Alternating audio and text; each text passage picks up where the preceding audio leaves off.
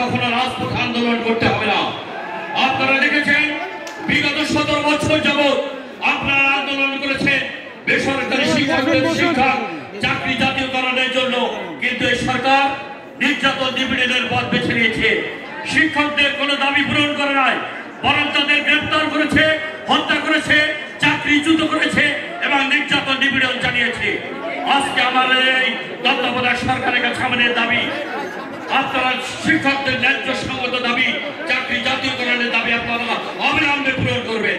দেশনেত্রী বেগম খালেদা জিয়ার নেতৃত্বে বিগত 10 বছর উনি যখন রাষ্ট্রীয় ক্ষমতায় ছিলেন শিক্ষকদের তিনি সম্মানিত করেছেন, তাদের দাবি পূরণ করেছে। বিএনপি সরকার হলো শিক্ষক শিক্ষকদের কল্যাণে দেশনেত্রী বেগম খালেদা জিয়া নারী শিক্ষা প্রসার শিক্ষা সমৃদ্ধকরণে গুরুত্বপূর্ণ ভূমিকা পালন করছে। সেটা সমাদৃত হয়েছে। আমাদের নেতৃত্বে আগামী দিনে বাংলাদেশ বিনির্মিত হবে ক্ষুধা দারিদ্র্য মুক্ত এবং শিক্ষকদের সমস্ত দাবি পূরণ করে আগামী দিনে রাষ্ট্রনায়ক তারেক রহমানের নেতৃত্বে আমরা বাংলাদেশ বিনির্মাণ করব, শিক্ষক বান্ধব একটি দেশ রাষ্ট্র গঠন করব, ক্ষুধা দারিদ্র্য মুক্ত একটি সমাজ আমরা প্রতিষ্ঠিত করব। এই আশাবাদ ব্যক্ত করে সেই সংগ্রামে গণতান্ত্রিক শাসন ব্যবস্থা ফিরে না আসা পর্যন্ত রাজপথে আমরা আন্দোলন সংগ্রাম করব। এই আশাবাদ ব্যক্ত করে আপনাদের সবাইকে ধন্যবাদ শুভেচ্ছা জানিয়ে আমার বক্তব্য শেষ করছি। শিক্ষকদের সাথে আমরা রয়েছি, আপনাদের সমস্ত দাবির সাথে আমরা সংহতি প্রকাশ করছি। সবাইকে ধন্যবাদ। জাতীয়তাবাদী দল জিন্দাবাদ, শিক্ষক ঐক্যজোট জিন্দাবাদ, তারেক রহমান ফিরে আসছে।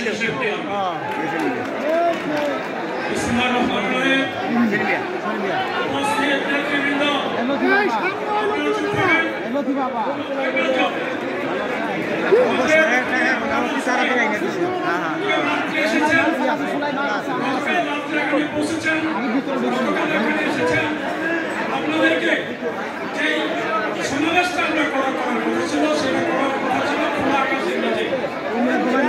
খোলা আকাশের নিচে আপনারা কি আপনার বাইরে যাবেন নাকি কি শুরু করলেন? আজকে 5 দিন বৃষ্টি চাইবেন না মানুষ বড় যেতে যাবো আমরা ইঞ্জিনিয়ার সিলেকশনটা করব। এইদিকে চাপ রাখেন মরবেন নাকি? ও সবই তো সিটিজি মধ্যে দিন